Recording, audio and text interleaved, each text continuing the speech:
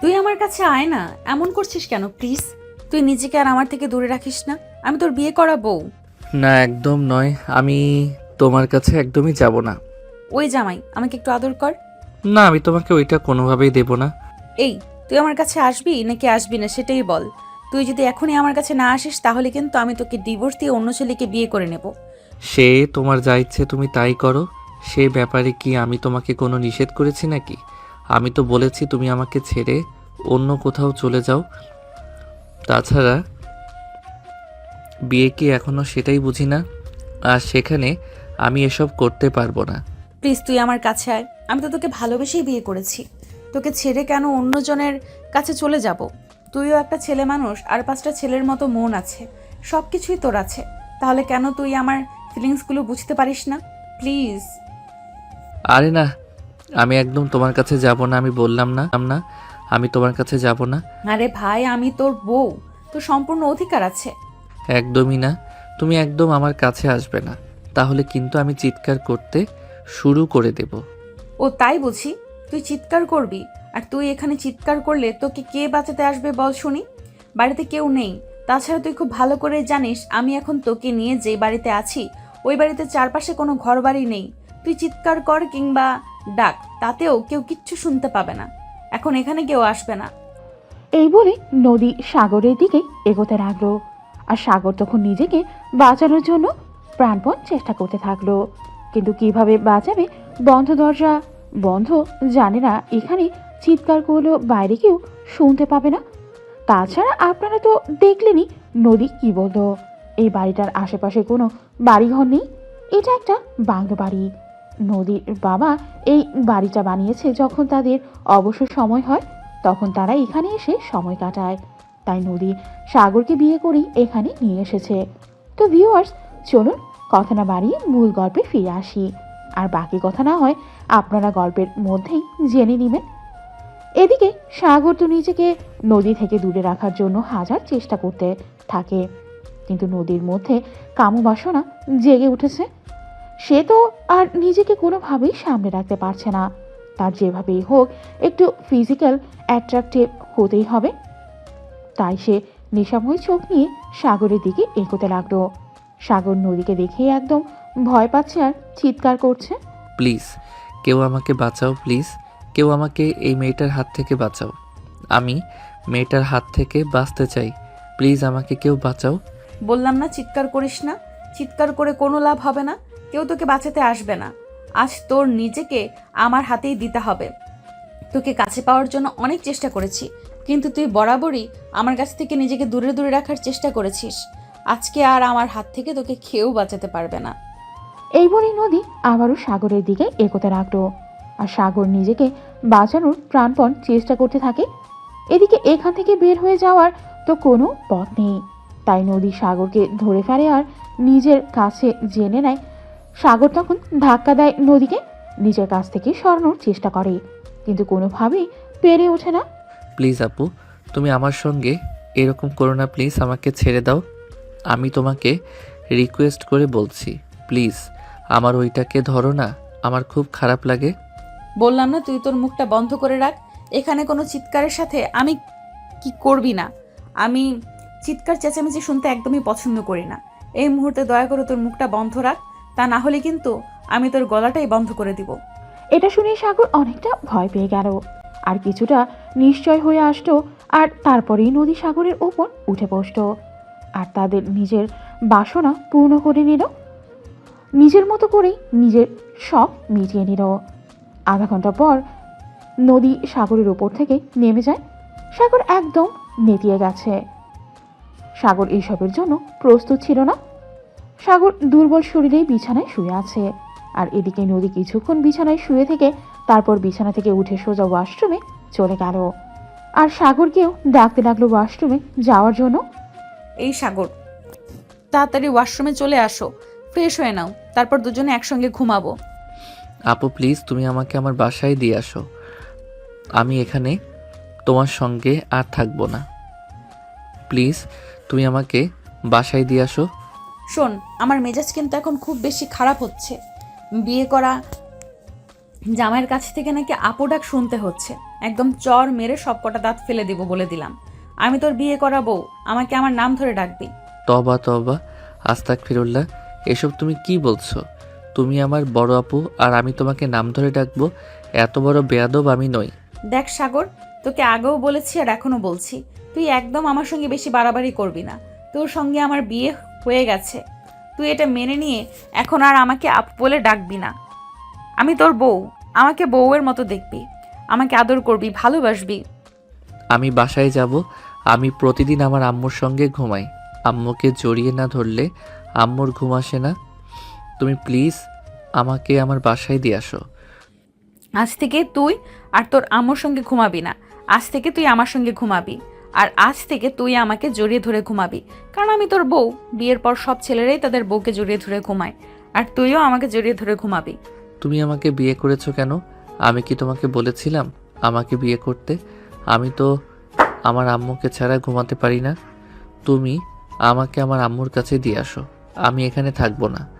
এই বলে সাগর কান্না করতে শুরু করে দিল। আর এদিকে এটা দেখে নদীর মেজাজ খুব খারাপ হয়ে যাচ্ছে। তাই নদী চিৎকার দিয়ে সাগরকে বলে উঠল, চুপ কর, একদম চুপ, একটাও কোনো কথা বলবি না। তোকে বললাম না তাড়াতাড়ি বিছানা থেকে নেমে ওয়াশরুমে যেতে? গোসল করতে বলছি না?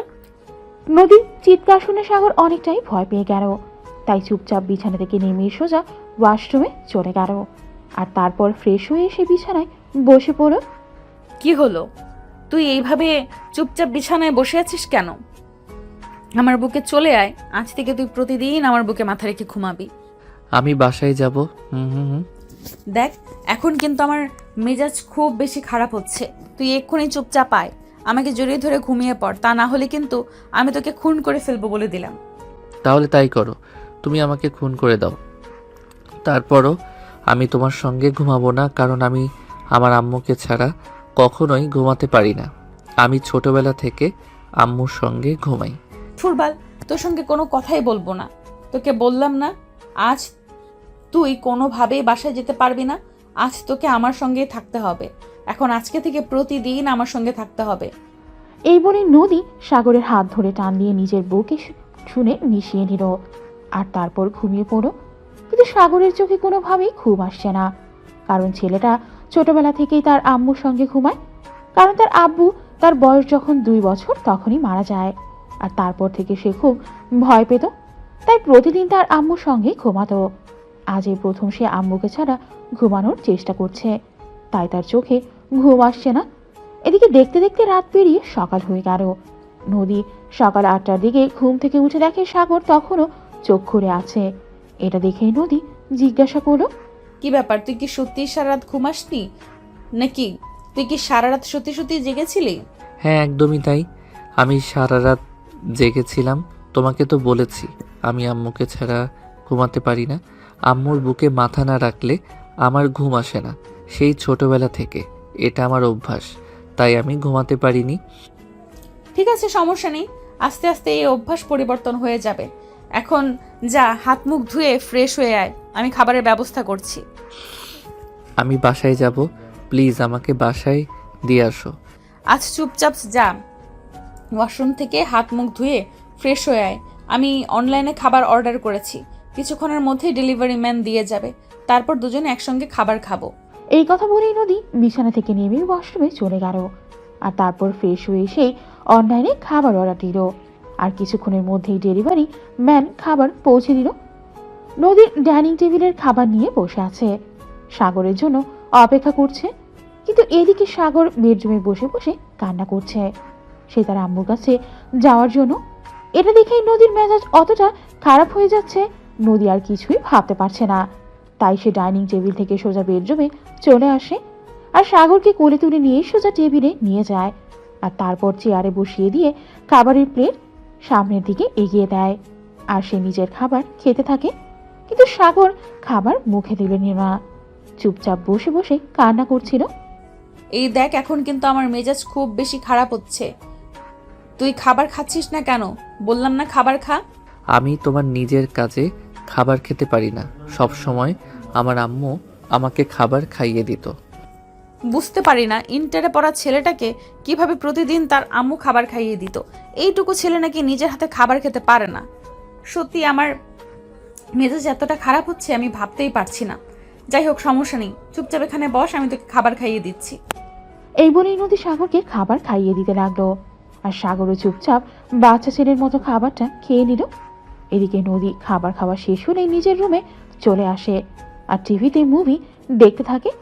কিন্তু সাগর বরাবরের মতোই চুপচাপ রুমের এক কোণে বসে বসে কান্না করছে তার আম্মুর কাছে যাওয়ার জন্য। নদী এগুলো আর সহ্য করতে পারছে না।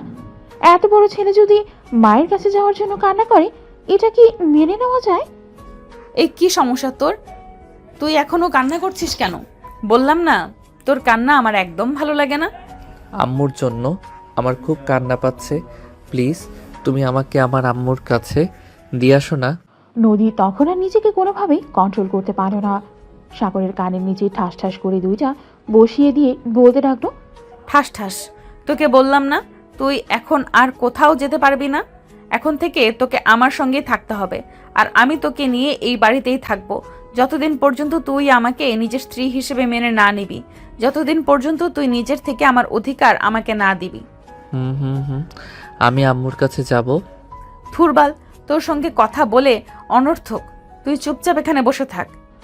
এই বলে নদী তার মতো করে টিভিতে সিনেমা দেখতে লাগলো। আর এভাবেই দেখতে দেখতে সেদিনের দিনটা কেটে গেল। রাতের খাবার খাওয়ার পর নদী সাগরকে নিয়ে নিজের বেডরুমে চলে আসে। তারপর আলমারি থেকে একটা ড্রেস বের করে সেটা নিয়েই ওয়াশরুমে চলে যায়। আর তারপর সেই ড্রেসটা পরে বেডরুমে আসে। আর এটা দেখে সাগর নিজের দুই চোখ বন্ধ করে ফেলে আর বলতে থাকে, আমি আম্মুর কাছে যাব। জি জি আপু, তুমি এগুলো কি পরেছো? তুমি প্লিজ এগুলো চেঞ্জ করে বড় বড় কাপড় পরে আসো, তোমার সব কিছু দেখা যাচ্ছে, প্লিজ তুমি এগুলো চেঞ্জ করে আসো। এগুলো আমি চেঞ্জ করব কেন? বিয়ের পর মেয়েরা রাতের বেলায় এগুলোই পরে, তাছাড়া সব ছেলেরাই তো এগুলো পছন্দ করে। তুই আমার দিকে একটু ভালো করে তাকা, দেখ আমাকে কি হট লাগছে না? না, আমি তোমার দিকে একটু তাকাবো না, তুমি প্লিজ এই কাপড় চোপড়গুলো চেঞ্জ করে আসো, তোমাকে দেখে বিচ্ছিরি লাগছে। ছি ছি, এগুলো তো সিনেমার নায়িকারা পরে, তুমি কেন এগুলো পরেছো? গুলোতে তোমাকে একদম ভালো লাগছে না। ধুর, তুই যে কবে রোমান্টিক হবি সেটাই আমি বুঝতে পারছি না। সব ছেলেরাই শর্ট ড্রেস কত পছন্দ করে, আর যেখানে আমি নিজের ইচ্ছায় তোর সামনে সব শর্ট ড্রেস পরে এলাম, কোথায় তুই নিজে থেকে আমার কাছে আসবি, আমাকে রোমান্টিক রোমান্টিক কথা বলবি, আমাকে বলবি রোমান্টিক সো হট, আর সেটা না করে তুই আমাকে কিনা বলছিস এই কাপড় চোপড়গুলো চেঞ্জ করে আসতে। আমি এগুলো চেঞ্জ করব না এগুলো। নদী তখন সাগরের কোনো কথা না শুনে আলমারি থেকে এই কম্বলটা নিয়ে এসে বিছানায় শুয়ে পড়ল। আর এদিকেই সাগর বিছানার এখনই বসে আছে আর তার চোখে কোনোভাবেই ঘুম আসছে না। তখনই নদী তাকে বলতে লাগে, এই কি হলো? কাল রাতে তো সারা রাত না ঘুমিয়ে কাটিয়ে দিয়েছিস, আজ রাতেও কি সেটাই করবি নাকি? আমি তোমার সঙ্গে ঘুমাবো না, তুমি এই কাপড়গুলো চেঞ্জ করে আসো, তোমাকে দেখতে বিচ্ছিরি লাগছে, জানি না কি করব, কিন্তু তোমার সঙ্গে ঘুমাবো না। তোমার সারা শরীর, আমি যদি তোমার সঙ্গে ঘুমাই তাহলে আমার হাত পা তোমার উপর চলে যাবে আর তোমার শরীরে লাগবে। লাগলে লাগুক, তাতে কি হয়েছে? আমি তোর বউ, আমার শরীরে তোর হাত পা লাগতেই পারে, তাতে কি সমস্যা আছে নাকি কোনো? আপু, আমি ছোটবেলা থেকে তোমাকে দেখে এসেছি, তোমাকে আমি কত ভদ্র মনে করতাম, আর তুমি ভিতরে ভিতরে এই ছিলে। ছি ছি, আমার ভাবতে অবাক লাগছে, তুমি আমার বড় আব্বুর মেয়ে। যা ইচ্ছা তুই ভাব, আমার তাতে কিছুই যায় আসে না। আর শোন, আদর পেতে ইচ্ছে করছে। এই না, একদমই নয়, তুমি আমার কাছে আসবে না, আমাকে স্পর্শ করবে না, কাল যা করেছো করেছো, আর ভুলেও এই জিনিসগুলো আমার সঙ্গে রিপিট করবে না, এগুলো আমার একদম ভালো লাগে না। ওইসব কোনো ব্যাপার না, তুই আমার কাছে আয়। না, একদমই নাই, আমি বললাম না, আমি কখনোই তোমার কাছে যাব না। তুমি আমাকে একটা বালিশ আর একটা কম্বল দাও, আমি ফ্লোরে বিছানা করে ঘুমিয়ে পড়ব। আমি বুঝতে পেরেছি, আমি জোর করে আদায় করে নিতে জানি। এই বলে নদী বিছানা থেকে নেমে যায় আর সাগরের কাছে চলে যায়। সাগর নদী থেকে পেছাতে লাগছিল, কিন্তু পিছিয়ে যাবে কোথায়, পালানোর তো আর কোনো রাস্তাই নেই। তাই সাগরকে পিঠ দেয়ালে ঠেকাতে হয়। তখনই নদী সাগরের দুই হাত ধরে ফেলে, আস্তে করে দুটো হাত দেয়ালের সঙ্গে চেপে ধরে ঠোঁট দুটো নিজের দখলে নিয়ে নেয় আর ঠোঁট দুটোতেই ইচ্ছে মতো কিস করতে থাকে। সাগর বেচারি তো একদম নিঃশ্বাস বন্ধ হয়ে যাবার মতো উপক্রম। সাগর নিজেকে চালানোর জন্য প্রাণপণ চেষ্টা করতে থাকে, কিন্তু কোনোভাবেই পেরে ওঠে না। প্রায় 10 মিনিট ধরে নদী সাগরের ঠোঁটে কিস করতে থাকে, আর 10 মিনিট পর নদী সাগরকে বিছানায় ধাক্কা দিয়ে ফেলে দেয়। আর তখনই সাগর বলতে থাকে, তুমি কি করছো এগুলো? আমার ঠোঁট দুটো তুমি একদম বেহাল অবস্থা করে ছেড়ে দিয়েছো। আমার ঠোঁটগুলোতে এখন ব্যথা পাচ্ছি। এভাবে কেউ কিস করে নাকি? তুই যদি আমাকে দেখিয়ে দিতি কিভাবে কিস করতে হয়। আমি কেন তোমাকে দেখিয়ে দিব? তাছাড়া আমি কি জানি না কিভাবে কিস করতে হয়? আমি তো আর কোনো মেয়ের সঙ্গে কখনো ইন্টিমেন্ট হইনি, আর হওয়ারও কোনো ইচ্ছে নেই। আমি এখনো অনেক পিচ্ছি। তাহলে তুই পিচ্চির মতোই থাক, আমার সঙ্গে কোনো কথা বলিস না। প্লিজ আপু, তুমি আমাকে ছেড়ে দাও। তুমি আমার উপর থেকে সরে যাও। আমি আর এগুলো সহ্য করতে পারছি না। তুই যদি আর একবারও আমাকে আপু বলে ডেকেছিস, তাহলে এখন তোকে কি অত্যাচার করেছি, তোকে এর আরো 4 গুণ অত্যাচার করব। আর এতটা অত্যাচার করব তুই ভাবতেও পারবি না। সাগর যেন একদম নিশ্চুপ হয়ে গেছে। কি বলবে আর কিছু ভেবে পাচ্ছে না, যেন সে একটা মেয়ে হয়ে গেছে আর নদী একটা ছেলে হয়ে তাকে ধর্ষণ করছে, এরকমটাই মনে হচ্ছে তার। কিন্তু এখানে তার কিছুরই করার নেই, কারণ সে বন্দী হয়ে আছে। আর এদিকে নদী তার নিজের মতো করেই সাগরকে আচ্ছা তুই এরকম কেন বলতো? আমি একটা মেয়ে হয়ে তোকে নিজের কাছে টেনে নেওয়ার জন্য কত চেষ্টা করি, আর তুই নিজেকে আমার থেকে দূরে রাখার চেষ্টা করছিস কেন? তুমি আমার বড় আপু হও তাই। আবার যদি তুই আমাকে একবারও বড় আপু বলেছিস, তাহলে আমি ভুলে যাব যে তুই আমার স্বামী হোস। আমি তোকে গলা টিপে মেরে ফেলবো। আর একটা কথা তোকে বলে দিচ্ছি, তুই তো জানিস তোর আম্মু আমাদের বাড়িতে আছে। তুই তো তোর আম্মুকে খুব ভালোবাসিস, তাই না? তুই যদি আমার সঙ্গে এগুলো করতেই থাকিস, তাহলে তোর আম্মুকে কিন্তু তুই জীবনও পাবি না। প্লিজ আপু, তুমি আমার সঙ্গে যা ইচ্ছে তাই করো, কিন্তু আমার আম্মুর সঙ্গে কোনো কিছু করো না। আমার আম্মুকে আমি খুব বেশি ভালোবাসি। আম্মুর কিছু হয়ে গেলে আমি বাঁচবো না। প্লিজ তুমি আম্মুর কোনো ক্ষতি করো না। ঠিক আছে, আমি তোর আম্মুর কোনো ক্ষতি করব না, কিন্তু একটা কথা তোকে বলে দিচ্ছি, আমি যা বলবো তুই আমাকে তাতে বাধা দিতে পারবি না। আর আজকের পর থেকে তুই আমাকে আপু বলে ডাকতে পারবি না। আমাকে আমার নাম ধরে ডাকবি, নয়তো বউ বলে ডাকবি, জান, কলেজে, এগুলো বলে ডাকবি। আচ্ছা ঠিক আছে, আমি আমার আম্মুর ভালোর জন্য সব কিছু করতে পারি, কিন্তু তুমি প্লিজ আমার আম্মুর কোনো ক্ষতি করো না। আচ্ছা ঠিক আছে, তাহলে এখন আমার কাছে আয়, আমি তোকে জড়িয়ে ধরে ঘুমাবো। কিন্তু তোমার শরীরে তো কোনো কাপড় নেই, খুলে ফেলে দিয়েছো। আমি এভাবে তোমার সঙ্গে ঘুমাতে পারবো না। তোকে চুপচাপ আমার কাছে আসতে বলেছি। প্লিজ আপু, তুমি আমার শরীর থেকে আমার কাপড়গুলো খুলে নিও না।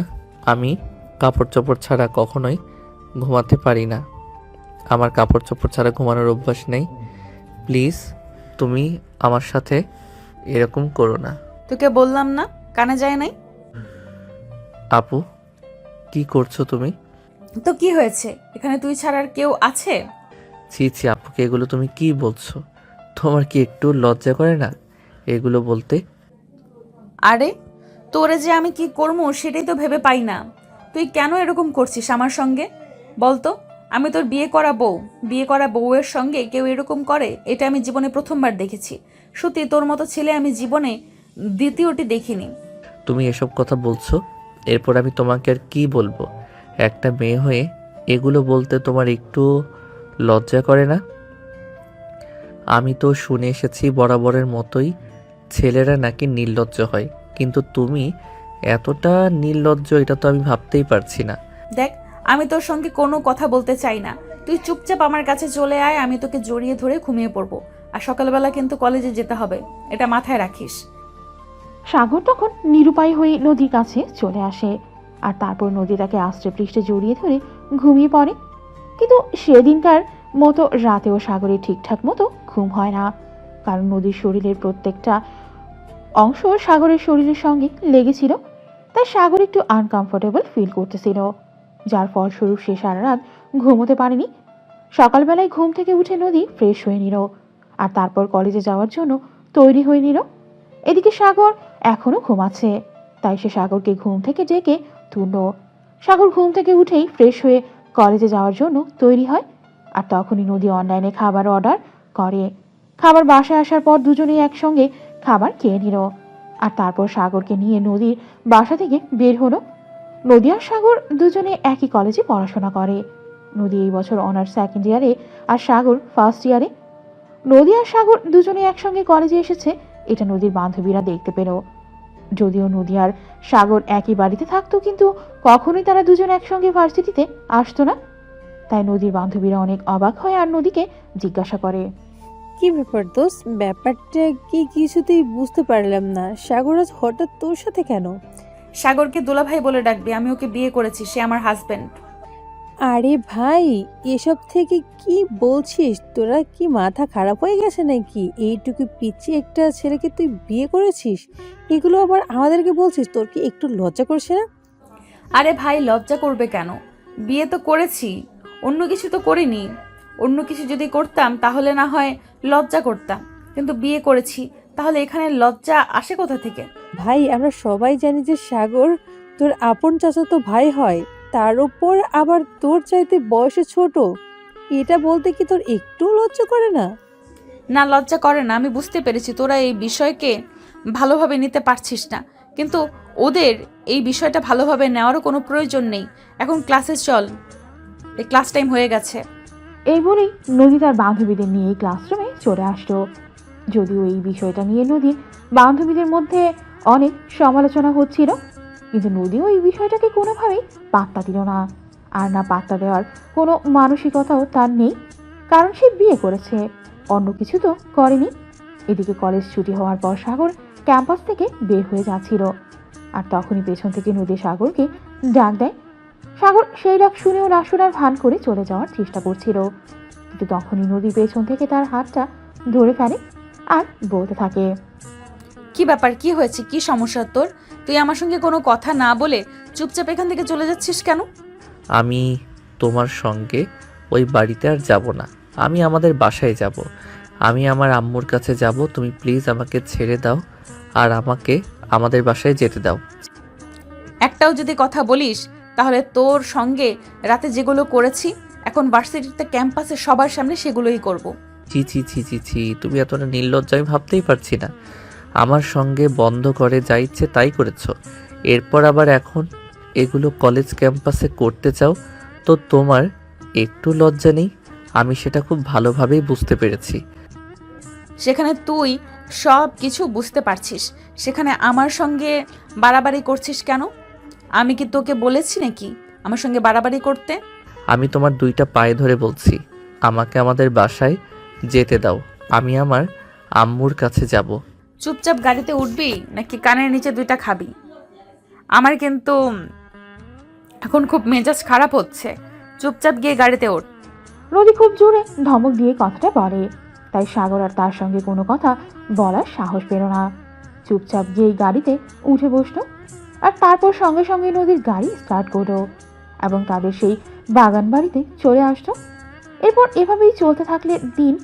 সাগর এরপর থেকেই নদীর সঙ্গে নদীদের বাড়িতেই থাকে। সেদিন হঠাৎ করেই সাগরের আম্মুর নদীকে ফোন দেয়। বৌমা, কেমন আছো তুমি? আলহামদুলিল্লাহ, ভালো আছি। আপনার কি অবস্থা? আপনি কেমন আছেন?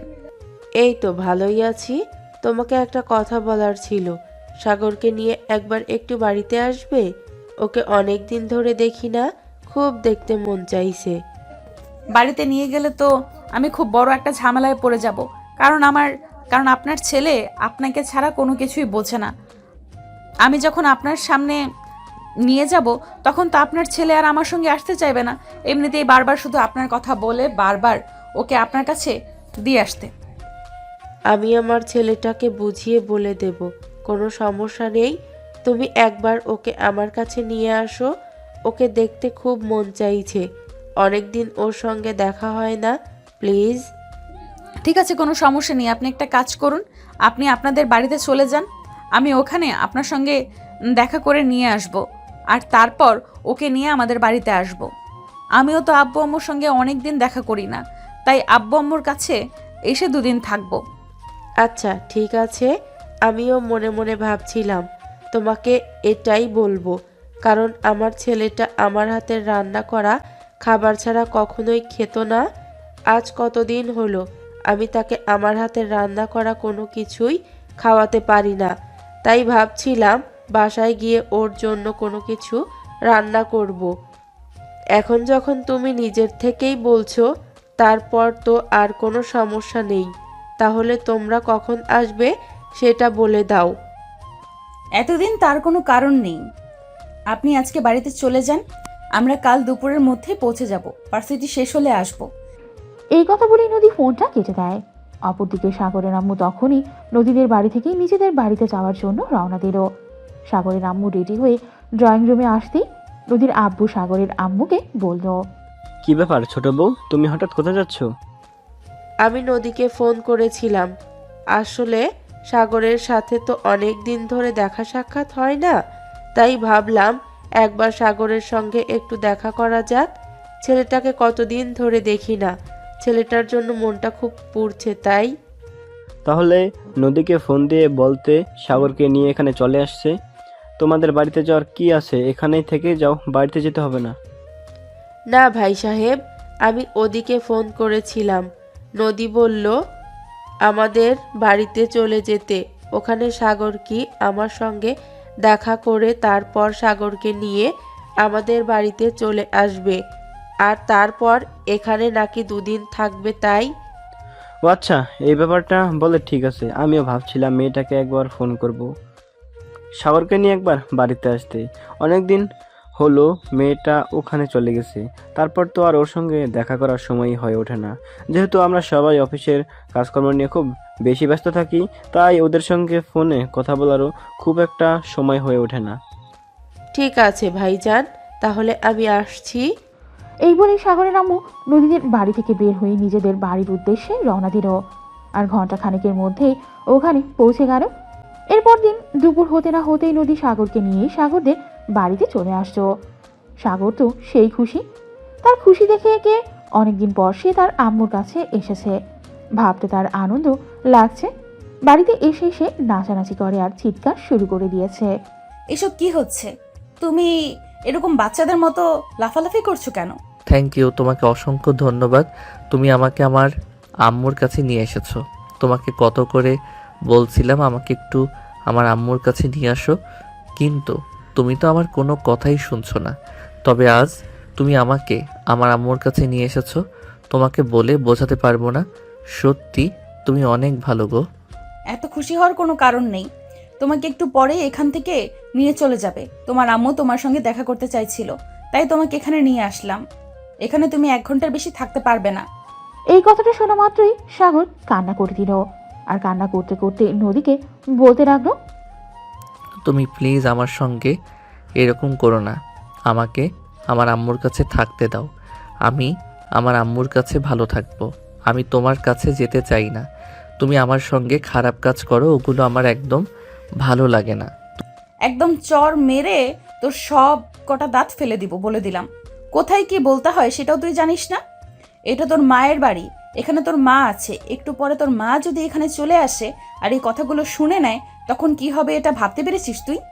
আগে যখন তোমার সঙ্গে আমার দেখা হতো, তুমি আমাকে কত আদর করতে, কত যত্ন নিতে, আমার সঙ্গে কত ভদ্রভাবে কথা বলতে। কিন্তু এখন তুমি আমার সঙ্গে সব সময় খারাপ আচরণ করো, আমাকে ধমক দিয়ে কথা বলো, আমার ভালো লাগা খারাপ কথাগুলো বুঝেও না বোঝার ভান করে থাকো। হ্যাঁ, আমি সব কিছু বুঝেও না বোঝার ভান করে থাকি, কারণ আমি সব কিছু তোকে বোঝাতে চাই।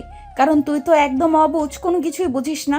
কয়েকদিন পর এক বাচ্চার বাবা হয়ে যাবি, আর এখনো তোর মধ্যে জ্ঞান বুদ্ধি কিছুই নেই। আপু প্লিজ, তুমি আমাকে আম্মুর কাছে রেখে যাও। কথাটা শুনতে শুনতেই সাগরের আম্মু অনেকগুলো খাবার নিয়ে সাগরের সামনে উপস্থিত হলো। আর সাগরকে বলতে লাগলো, প্লিজ বাবা, এভাবে বলতে হয় না। নদী তোর বিয়ে করা বউ, তুই নদীর সঙ্গেই থাকবি। তুই কেন আমার সঙ্গে থাকবি? তুই মাঝে মধ্যে এখানে আসবি, আমার সঙ্গে দেখা করে তারপর নদীর কাছে চলে যাবি। এটাই তো নিয়ম। আম্মু, তুমিও এভাবে কথা বলছো কেন বলো তো? বিয়ে কি আর বিয়ে কেন করতে হয়? তোমরা আমাকে কেন বিয়ে করিয়েছো? আমি তো বিয়ে করতে চাইনি। আমি তো সারা জীবন তোমার কাছে থাকতে চাই। আব্বু চলে যাওয়ার পর আমার খুব কাছের মানুষ হিসেবে তো তোমাকে পেয়েছি। তোমাকে ছাড়া আমি থাকতে পারি না। দেখো বাবা, ওরকম করে না। নাকি তোমার বিয়ে করা বউকে তোমার এখন কষ্ট হলেও আমাদের কাছে থাকতে হবে, এছাড়া অন্য কোনো উপায় নেই। তাই প্লিজ এসব নিয়ে ঝামেলা করো না। তুমি নদীর সঙ্গে চলে যাও। আমরা তোমাকে দেখতে ইচ্ছে করছিল, তাই নদীকে ফোন করে বলেছিলাম আমার কাছে একটু নিয়ে আসতে। ব্যাস, এটুকুই। এখন থেকে তুমি নদীর কাছেই থাকবে। আম্মু, তুমি তোমার ছেলেকে ভালো করে বুঝিয়ে দাও, ও যেন আমার সঙ্গে আর এইসব বিষয় নিয়ে ঝামেলা না করে। আমার কিন্তু এইসব বিষয় নিয়ে ঝামেলা করা একদমই ভালো লাগে না। তোমরা তো সবাই জানো তাকে আমি ছোটবেলা থেকেই কতটা পছন্দ করি, কত ভালোবাসি, আর কত আদর যত্ন নিয়ে বড় করেছি। এখন তাকে নিজের স্বামী হিসেবে পেয়েছি, আমার ভাবতেই ভালো লাগে। যাকে বলে পেটে করে মানুষ করেছি, আর তাকেই আমি আমার স্বামী হিসেবে পেয়েছি। যাই হোক, তুমি সাগরকে এতটা ভালোবেসে ফেলেছো, এটাই অনেক। আমরা সবাই তো ভেবেছিলাম তুমি হয়তো এটা মেনে নিতে পারবে না, কিন্তু তুমি এভাবে এটা অ্যাকসেপ্ট করবে সেটা আমরা ভাবতে পারিনি। আমার সাগরকে আমি সেই ছোটবেলা থেকেই ভালোবাসি, কিন্তু সে আমার আপন চাচাতো ভাই, তাইলে কিছু বলতে পারছিলাম না। কিন্তু যখন তোমরা সবাই মিলে এই সিদ্ধান্তটা নিলে, তখন জানো না আমার মনে কি যে খুশি লাগছিল। যাই হোক, তুমি ওকে এখন খাবারগুলো খাইয়ে দাও, তারপর আমি আবার ওকে নিয়ে আমাদের বাসায় চলে যাব, আর তারপর সেখানে 2 দিন থেকে তারপর আমাদের বাসায় যাব। আচ্ছা ঠিক আছে, তুমি কোনো চিন্তা করো না। আমি এক্ষুনি ওকে খাবার খাইয়ে দিচ্ছি। আর তোমাকে একটা কথা জিজ্ঞাসা করার ছিল, ওখানে তো শুধু তোমরা দুজনই থাকো, তাহলে তোমাদের রান্না বান্না খাওয়া দাওয়া ওগুলা কিভাবে করো? আমি তো জানি তুমি রান্না বান্না করতে পারো না। হ্যাঁ আম্মু, তুমি একদম ঠিক কথাই বলেছ। আমি এখনো রান্না বান্না সেভাবে করতে পারি না, তাই সব সময় অনলাইন থেকে খাবার অর্ডার করি, আর সেগুলো খেয়েই আমাদের দুজনের দিন চলে যায়। এটা তুমি কেমন কথা বলছো? অনলাইন থেকে খাবার অর্ডার করে আর কত? সেগুলাই দুজন খাও। বাইরের খাবার খেলে তো পেটে সমস্যা হবে। ঠিক আছে, কোনো সমস্যা নেই। আমি প্রতিদিন তোমাদের দুজনের খাবার রান্না করে ড্রাইভারকে দিয়ে পাঠিয়ে দেব তোমাদের দুজনের জন্য। না, সেটার কোনো প্রয়োজন নেই। তুমি কেন আমাদের দুজনের জন্য কষ্ট করতে যাবে? আমরা দুজনে ব্যবস্থা করে নিতে পারবো। তোমাকে অযথা কোনো কষ্ট করতে হবে না, বুঝতে পেরেছো? অযথাই কষ্ট কেন বলছো? আমার ছেলে আর ছেলের বউ খাবে, এতে আমার কেন কষ্ট হতে যাবে? তাছাড়া সারাদিন এভাবে বসে থেকে আমার সময় কাটে না, যেখানেই থাকি না কেন। আমার তো আর সারাদিন বসে থাকা ছাড়া আর কোনো কাজ নেই, তাই আমার ভালো লাগে না। তাই যদি আমি তোমাদের জন্য কিছু করতে পারি আমার খুব ভালো লাগবে। ঠিক আছে, তুমি যেটা ভালো মনে করো সেটাই করো। আর হ্যাঁ, আমরা চলে যাওয়ার পর কিন্তু তুমি আর একা একা এই বাড়িতে থাকবে না। আমরা ওই বাড়ি থেকে 2 দিন পরেই চলে যাব, তারপরে তুমি এখানে চলে যাবে। আমি চাই না তুমি এখানে একা একা থাকো আর পুরনো স্মৃতি মনে করে কষ্ট পাও। মারে, তুমিও এখন কাউকে ভালোবাসো, সে যদি তোমার জীবন থেকে চলে যায় তাহলে তুমিও বুঝতে পারবে আমি কেন কষ্ট পাই। তোমার ছোট আব্বুকে আমি কতটা ভালোবাসি বা ভালোবাসতাম সেটা আমি নিজেও জানি না। যখন ক্লাস 7-এ পড়ি তখন থেকে তার সঙ্গে আমার সম্পর্ক, আমাদের কখনো ঝগড়াঝাটি হয়নি। সব সময় আমরা দুজন দুজনার খুব কাছাকাছি থেকেছি, দুজন দুজনকে খুব কাছ থেকে ভালোবেসেছি। আমাদের মধ্যে ভালোবাসার সম্পর্ক কতটা গভীর সেটা শুধু আমরা দুজনেই জানি। হ্যাঁ, তোমাদের দুজনকে খুব কাছ থেকে দেখতে না পারলেও দূর থেকে অল্প একটু দেখেছি। আমি জানি তোমাদের দুজনের মধ্যে খুব ভালো সম্পর্ক ছিল, তাই তো বলছি। ছোট আব্বু চলে যাওয়াতে তুমি অনেক বেশি সফট হয়ে গেছো, তাই আমি চাই তুমি একা একা থেকো না। কারণ একা একা থাকলে আমাদের অতীতগুলো আমাদের সামনে চলে আসে আর বারবার কষ্ট দেয়। তুমি যদি মানুষের মধ্যে থাকো তাহলে কষ্টটা তোমার একটু হলেও কম লাগবে, তাই তুমি আমাদের বাসায় থাকবে। আচ্ছা ঠিক আছে, কোনো সমস্যা নেই, তুমি কোনো চিন্তা করো না। আমি সময় মতো ওই বাসায় চলে যাব। এই নাও তোমাদের খাবারটাও খেয়ে নাও। তুমি আমার কাছে এসো, বসো, আমি তোমাকে খাবার খাইয়ে দিচ্ছি। এই বলে সাগরের আম্মু সাগরকে খাবার খাওয়ানো শেষ করে নদীকেও খাবার খাইয়ে দিল। আর তারপর দুজনেই সাগরের আম্মুর কাছ থেকে বিদায় নিয়ে নদীদের বাসায় চলে যাচ্ছিল। আর এদিকে সাগর তো কান্না করে একদম উড়িয়ে দিচ্ছে, সে কোনোভাবে তার আম্মুকে ছেড়ে যাবে না। আর নদীও তাকে কোনোভাবেই এখানে রেখে যাবে না, তাই তাকে জোর করে এখান থেকে নিয়ে চলে গেল। নদী আর সাগর দুজনেই এখন নদীর বাসায়। নদী সাগরকে নিজের রুমে এনে বসিয়ে রেখেছে, আর এদিকে সাগর তো শুধু কান্না করেই চলেছে। সে তার আম্মুর কাছে যাবে এই কথা বলছে। সাগরের কান্না শুনতে শুনতে নদীর আব্বু ওই রুমে আসলো আর সাগরকে বলল, কি ব্যাপার, কি হয়েছে? তুমি এভাবে কান্না করছো কেন? তোমার কি এভাবে কান্না করতে খুব বেশি ইচ্ছে করছে নাকি? বড় আব্বু নদী আপুকে বলো আমাকে আমার আম্মুর কাছে দিয়ে আসছে। আমি আপুর সঙ্গে থাকবো না, আপু ভালো না, আপু একদম পচা, আমার সঙ্গে খারাপ কাজ করে, আমার শরীরে হাত দেয়। এই কথাগুলো শুনিয়ে নদীর আব্বু হাসবে নাকি কাঁদবে কিছুই বুঝতে পারছে না, কারণ কথাগুলো কেমন সেটা তো আপনারা দেখলেনই। তাই নদীর আব্বু কোনো কথা না বলেই চুপচাপ সেখান থেকে চলে গেল, কারণ উনি অনেকটাই লজ্জা পেয়ে গেছেন। আপন ভাইয়ের এত ছোট একটা ছেলের সঙ্গে নিজের মেয়েকে বিয়ে দিল। এদিকে নদী তখন নিজের মায়ের সঙ্গে ড্রয়িং রুমে বসে গল্প করছিল, আর তখনই নদীর আব্বু সেখানে হাসতে হাসতে এসে উপস্থিত হয়। এটা দেখে নদী তার আব্বুকে বলে, কি ব্যাপার আব্বু, কি হয়েছে? তুমি এইভাবে হাসাহাসি করছো কেন? আমার মনে হয় তো তুমি এমন কিছু করেছো যাতে ভুল কিছু আছে। হ্যাঁ, একদমই তাই।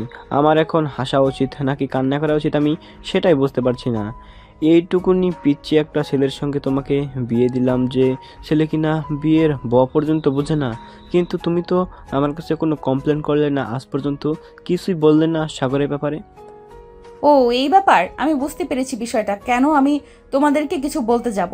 সাগর ছোটবেলা থেকে আমাদের সামনে বড় হতে দেখেছি। সে এখনো বিয়ের সম্পর্কে খুব ভালো কিছু বোঝে না, তাই আমি তাকে আমার মতো করে গড়ে নেওয়ার চেষ্টা করছি। তোমরা একটা জিনিস তো জানো, নিজের হাতে তৈরি করা জিনিসের প্রতি মানুষের সবসময় অনেক বেশি মায়া কাজ করে, আর মানুষ ওই জিনিসটাকে খুব সুন্দর করে গড়ে তোলে যাতে জিনিসটা কখনোই কোনো ক্ষতি না হয়। হ্যাঁ সত্যি, তোমাকে নিয়ে আমার অনেক গর্ব হয়। আমি তো ভেবেছিলাম তুমি এই সম্পর্কটা কোনো দিনও মেনে নেবে না। যাই হোক, তুমি যখন সম্পর্কটা মেনে নিয়েছো তোমাকে অসংখ্য ধন্যবাদ। তা না হলে হয়তো আমি আমার মৃত ভাইয়ের কাছে চিরকাল ঋণী থেকে যেতাম। তুমি এইভাবে কেন বলছো আব্বু? আমি খুব ভালো করে জানি তুমি ছোট আব্বুর কাছে কতটা আমি ঋণী। ছোট আব্বু যদি তোমাকে সাহায্য না করতো তাহলে তুমি এই পর্যন্ত আসতে পারতে না, আর তোমার এত নামটা কিছুই থাকতো না। হ্যাঁ, তুমি একদম ঠিক কথা বলেছো। তোমার ছোট আব্বু যদি আমার মাথার উপর হাত না রাখতো তাহলে হয়তো আমি এভাবে ঘুরে দাঁড়াতে পারতাম না। আমার জীবনটা যেমন শেষ হয়ে গেছিল ওই রকম শেষ হয়ে থাকতো। যাই হোক, চিন্তা করো না। ছোট আব্বু চলে গেছে তো কি হয়েছে? তুমি আছো, আমি আছি। সাগরকে দেখে শুনে রাখার দায়িত্ব আমাদের। তাছাড়া সাগর এখন আমার হাজবেন্ড, ওর ভালো মন্দ সবকিছুই আমার দায়িত্বে। আচ্ছা ঠিক আছে, তুমি এখন রুমে চলে যাও আর ওর সঙ্গে সময় কাটুক। আসলে আমি বুঝতে পারছি না, ও এখনো তোমাকে ঠিকভাবে মেন দিতে পারেনি, তাই তোমার একটু কষ্ট করে ওকে মানিয়ে বুঝিয়ে নিতে হবে। আবু, এই ব্যাপারে তুমি কোনো চিন্তা করো না। আমি আমার সাধ্য মতো চেষ্টা করছি সাগরকে আমার মতো করে বানিয়ে নিতে, আমার মতো করে বুঝিয়ে তোলার চেষ্টা করছি, এবং আমার উপর আমার যথেষ্ট বিশ্বাস এবং ভরসা আছে। আমি পারবো, এবং আমাকে পারতেই হবে। আর আমার হেরে যাওয়া চলবে না। যেভাবেই হোক আমাকে জিততেই হবে। হেরে গেলে চলবে না, যেভাবে হোক তোমাকে যেতেই হবে, আর সাগরকে যেভাবেই হোক তোমার খাতায় বন্দি করে রাখতে হবে। এটা ছাড়া কোনো উপায় নেই। তারপর নদী তার আব্বু আম্মুর সঙ্গে বসে আরো বেশি কিছুক্ষণ গল্পগুজব করে, আর তারপরই রুমে চলে আসে। রুমে সেই দেখতে পায় সাগর তখনও কান্না করছে। এটা দেখেই নদী বলতে থাকে, কি ব্যাপার, তুমি এখনো কান্না করছো কেন? তোমাকে না বলেছি একদম কান্নাকাটি করবে না? কান্নাকাটি করা আমার একদমই ভালো লাগে না, কিন্তু তারপরও তুমি আমার কথা না শুনে কান্নাকাটি করছো কেন? তুমি আমাকে আমার আম্মুর কাছ থেকে জোর করে এখানে নিয়ে এসেছো কেন? আমি না বলেছি আমি আমার আম্মুর কাছে থাকবো? কিন্তু তুমি তো আমার কথা শুনলেই না, তুমি আমাকে জোর করে এখানে ধরে নিয়ে আসলে তো আমি কাঁদবো না তো হাসবো নাকি? দেখো, তোমাকে সবকিছু বলে বোঝানোর পরেও তুমি কিছু বুঝতে না পারো, তাহলে তোমার কিছুই করার নেই। তোমাকে তো বললাম আমি তোমার বউ, আর তোমার উচিত আমার সঙ্গে থাকা, আমাকে সময় দেওয়া। আচ্ছা, এটা কোথায় লেখা আছে বলো যে তুমি আমার বউ? তাই বলে তোমার আমার কাছেও থাকতে পারি, তাই না? বিয়ের পর মেয়েরা যদি আমি কেন আমার মায়ের বাড়িতে থাকতে পারবো না? কারণ তুমি যদি তোমার মায়ের বাড়িতে থাকো তাহলে তুমি আমার সঙ্গে ঘুমাবে না, তুমি তোমার মায়ের সঙ্গে ঘুমাবে। আর বিয়ের পর স্বামী স্ত্রী দুজন এক বিছানায় ঘুমায়, এটা কি তোমার জানা নেই নাকি? উফ, সেই এক পুরনো কথা বলে বলে তুমি আমার মাথাটা নষ্ট করে দিয়েছো। তুমি কোনোভাবেই আমার কথা বুঝতে চাইছো না। তুমি তোমার কথাতেই অন্যরকম, কোনোভাবেই আমাকে আমার মায়ের কাছে থাকতে দিবে না, এটাই ভেবেছো? হ্যাঁ, তুমি একদমই ঠিক ভাবতে পেরেছো। আমি তোমাকে কোনোভাবেই আমার কাছ থেকে চলে যেতে দেব না। তোমাকে যে করেই হোক আমি আমার কাছেই থাকতে হবে। তাতে তোমার যত সমস্যাই হোক তাতে আমার কিচ্ছু যায় আসে না। আর তোমার কোনো সমস্যা হবেই বা কেন? আমি তো তোমার কোনো সমস্যা করছি না, শুধুমাত্র তোমার মায়ের কাছ থেকে তোমাকে আলাদা রাখছি, যাতে তুমি আমার হয়ে থাকো। এবারে নদী তার পড়ার টেবিল থেকে একটা গল্পের বই নিয়ে ব্যালকনিতে চলে গেল আর সেখানে বসে বসে ওই বই পড়তে লাগলো। তখন অন্যদের বেডরুমে মুখ গোমরা করেই বসে আছে। তারপর 2 দিন নদী আর সাগর নদীদের বাড়িতেই থাকলো। আর 2 দিন পর নদী সাগরকে নিয়ে নিজেদের বাংলো বাড়িতে চলে আসতো। নদী আর সাগর ওই বাড়ি থেকে চলে আসার পর সাগরের আম্মু নদীদের বাড়িতে আসে। আর তখনই নদীর আব্বু সাগরের আম্মুকে বলে, ছোট বউ, আমার মনে হচ্ছে আমরা খুব তাড়াতাড়ি করে ফেলেছি। আমাদের এটা করা মনে হয় একদমই উচিত হয়নি। না ভাই সাহেব, আপনি একদম চিন্তা করবেন না। নদীর ওপর আমার সম্পূর্ণ ভরসা যে আমার মনে হয় নদী সাগরকে মানিয়ে নিতে পারবে। তাছাড়া নদীর যথেষ্ট কনফিডেন্স দেখছি আমি, তাই আমার মনে হয় না কোনো প্রবলেম হবে। নদী সব কিছু মানিয়ে নিতে পারবে।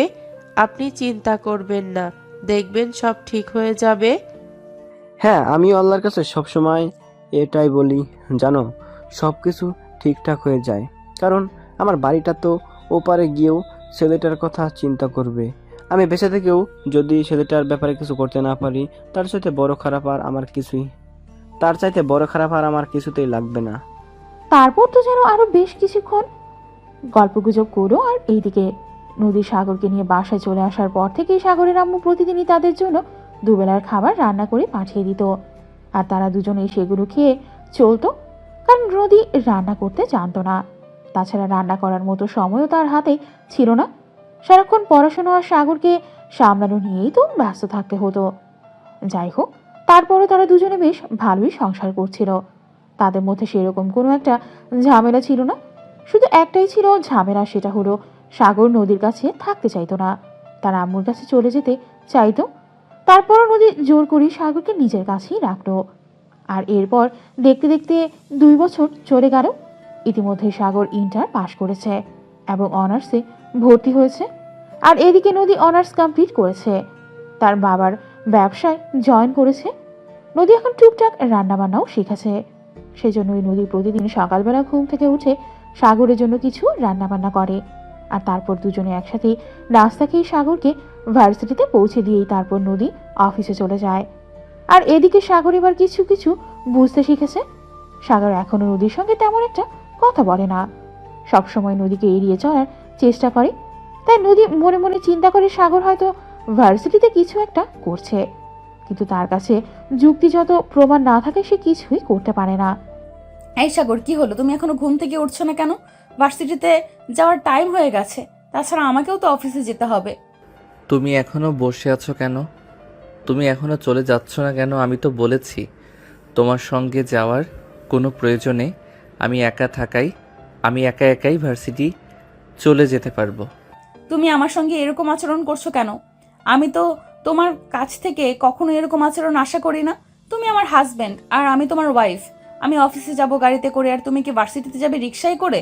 এটা তো হতে পারে না। তুমি আমার সঙ্গে চলো, আমি গাড়িতে করে তোমাকে ভার্সিটিতে নামিয়ে দিয়ে তারপর চলে যাব।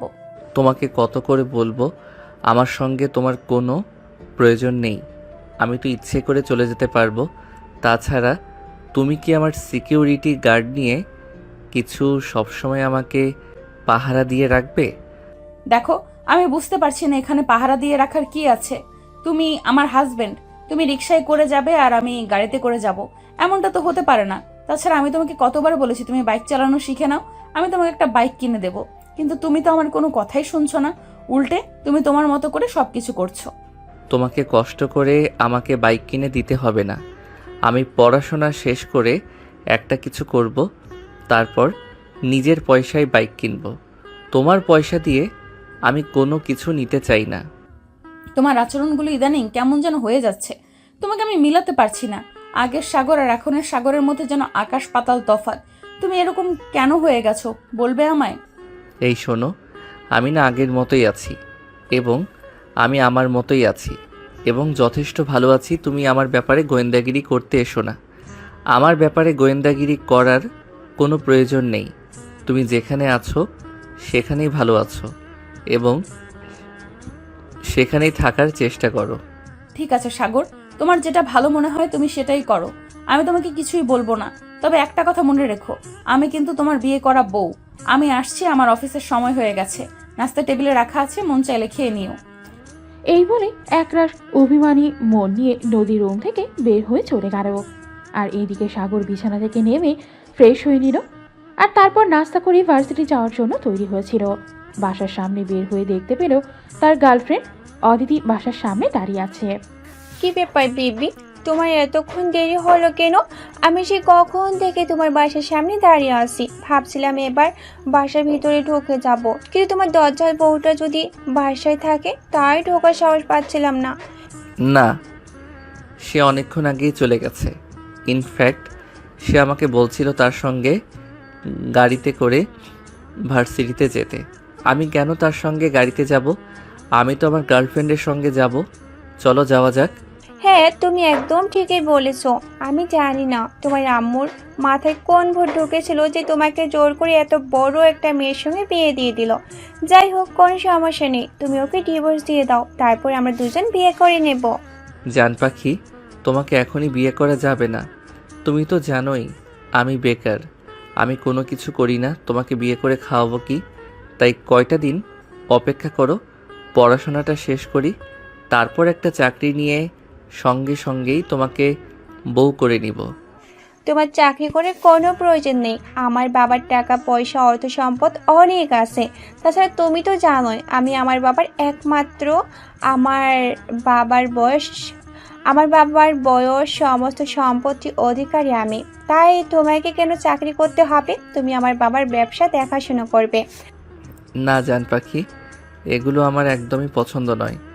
এগুলো যদি আমার পছন্দ থাকতো তাহলে আমি নদী আপুকেই আমার বউ হিসেবে মেনে নিতাম, কিন্তু আমি এগুলো পছন্দ করি না। বলেন, ওদিকে এখনও আমি আমার বউ হিসেবে মেনে নিতে পারিনি। আর এটা সত্যি, আমি তোমাকে ভালোবাসি এবং তোমাকেই বিয়ে করব। নদীকে আমি যত তাড়াতাড়ি পারি ডিভোর্স দিয়ে দেব। আচ্ছা ঠিক আছে, এখন এইসব ব্যাপারে আর কোনো কথা না বলে চলো ভার্সিটি যাওয়া যাক। এই বলে সাগর আর অদিতি দুজনেই ভার্সিটির উদ্দেশ্যে রওনা দিল। আর অদিতি আর সাগর দুজনেই ভার্সিটির ক্যাম্পাসে পৌঁছে হাত ধরাধরি করেই গল্প করতে করতেই ক্যাম্পাসের ভেতরে ঢুকে গেল। আর এটা নদী আড়ালে দাঁড়িয়ে থেকে দেখে নিল। এরপর নদী অফিসে চলে গেল। আর তখনই তার মনে হলো তার সন্দেহটা সত্য হতে চলেছে। তাই সে অফিস না করে অফিস থেকে বের হয়ে আসতো আর ম্যানেজারকে অফিসের সমস্ত কাজ বুঝিয়ে দিল। নদী সাগরের ভার্সিটির ক্যাম্পাসে দূরে গাড়িতে বসে বসে অপেক্ষা করতে থাকলো কখন নদী আর সাগর ক্যাম্পাস থেকে বের হবে। বেশি সময় অপেক্ষা করতে হলো না। সাগর 2টা ক্লাস করে তারপরেই অদিতিকে নিয়ে ভার্সিটি থেকে বের হয়ে গেল। তারপর অদিতির সঙ্গে গাড়িতে করে পার্কে চলে আসতো। পার্কে বসে বসেই দুজন গল্প করতে থাকলো। কথা বলার এক পর্যায়ে অদিতি সাগরকে জড়িয়ে ধরে চুমু খেলো। এটা আর নদী সহ্য করতে পারল না। কোনো কথা না বলেই চুপচাপ সেখান থেকে চলে আসতো। আর এরপর সেখান থেকে সোজা বাসায়, সাগর ভার্সিটি ছুটি করে বাসায় চলে আসতো। বাসায় এসেই সাগর দেখতে পেল নদী নিজের রুমের ব্যালকনিতে চুপচাপ বসে আছে। নদী তো কখনোই এরকম না। তাছাড়া নদীর অফিস ছুটি হওয়ার টাইম এখনো হয়নি, তাহলে এ সময় বাসায় কেন? এটা সাগরকে অনেকটাই ভাবিয়ে তুলল। তাই সাগর নদীর পাশে গিয়ে দাঁড়ালো আর তারপর বলতে লাগলো, কি ব্যাপার, এই অসময়ে তুমি বাসায় কেন? তোমাকে তো কখনো এই সময়ে বাসায় দেখা যায় না। কোনো সমস্যা হয়েছে নাকি? সাগরের কথাই নদী কোনো উত্তর দিল না, চুপচাপ সেখানে বসে রইল। এদিকে সাগর নদীর চুপ থাকাটা একদম সহ্য করতে পারছে না। তার কেমন যেন একটা লাগছে। তার মনে হয় নদীর কিছু একটা হয়েছে। তাই সাগর আবার নদীকে জিজ্ঞাসা করল, কি ব্যাপার, কি হলো তোমার? আমি তোমাকে কিছু জিজ্ঞাসা করেছি, তুমি আমার কথার কোনো উত্তর দিচ্ছ না কেন? কি হয়েছে তোমার? তুমি এভাবে চুপচাপ বসে আছো কেন? কোনো সমস্যা হয়েছে নাকি? আমার কোনো সমস্যা হলে তোমার কি? আমার কোনো সমস্যা হলে তো তোমার কিছু যায় আসে না। তুমি তোমার মতো থাকো, আমি আমার মতো ভালো আছি। আমার সঙ্গে কোনো কথা বলবে না। কি হয়েছে তোমার? আমি তো সেটাই বুঝতে পারছি না। আমি তো কখনোই আমার সঙ্গে তুমি তো কখনোই আমার সঙ্গে এরকম আচরণ করো না। তাহলে আজ কেন তুমি এরকম বলছো? তুমি তুমি নিজের ইচ্ছে করে আমার সঙ্গে কথা বলো, আর আজ আমি তোমার সঙ্গে কথা বলতে চাইছি, আর সেখানে তুমি কিনা আমার সঙ্গে কথা বলতে চাইছো না। সাগর, তুমি চুপচাপ এখান থেকে চলে যাও। আমি তোমার সাথে কোনো কথা বলতে চাইছি না, সেটা কি তুমি বুঝতে পারছো না? আমি সবসময় নিজের থেকে তোমার সঙ্গে কথা বলতে চাইবো, এটা কোনো হাদিসে লেখা নেই। সাগর তখন কোনো কথা না বলেই চুপচাপ রুমে চলে আসলো, আর তারপর মোবাইলে তার গার্লফ্রেন্ড অদিতির সঙ্গে চ্যাটিং করতে থাকলো। আর এভাবেই চলে গেল বিকালটা। নদী প্রতিদিন সন্ধ্যাবেলায় সাগরের জন্য নাস্তা বানাতো, কিন্তু আজ নদী কোনো রান্না বান্নাই করলো না। সারাটা বিকেল সারাটা সন্ধ্যা ব্যালকনিতেই বসে রইল। সাগর আর কিছু ভাবতে পারছে না। তার খুব খারাপ লাগছে নদী কেন এরকম করছে। প্রতিদিন বিকেলে নদী নাস্তা বানিয়ে সাগরকে নিজের হাতে খাইয়ে দিত, আর সেই নদী আজ এরকম করছে। সাগর নিজে থেকেই মোবাইলটা রেখে তারপর আবারও নদীর কাছে চলে গেল, আর নদীকে বলতে লাগলো, কি হলো? তুমি এখনো এখানে বসে আছো কেন? তুমি তো প্রতিদিন বিকেলে আমার জন্য নিজের হাতে কত সুন্দর সুন্দর নাস্তা বানাও আর আমাকে খাইয়ে দাও, কিন্তু তুমি আজ সেটা না করে চুপচাপ এখানে বসে আছো। আমাকে কোনো কিছু খেতেও দিচ্ছ না। আমার তো খুব ক্ষুধা পেয়েছে। আমি কোনো খাবার বানাতে পারবো না, আর কোনো খাবার বানানোর ইচ্ছে আমার নেই। তোমার যদি খাবার খেতে ইচ্ছে করে তাহলে তুমি নিজে বানিয়ে খেয়ে নাও, নয়তো রেস্টুরেন্ট থেকে কিছু কিনে এনে খেয়ে নাও। আমি খাবার বানাতে পারবো না। কি হয়েছে তোমার সেটা তো তুমি অন্তত আমাকে বলো। তুমি এরকম কেন করছো? তুমি তো কখনোই আমার সঙ্গে এরকম আচরণ করো না।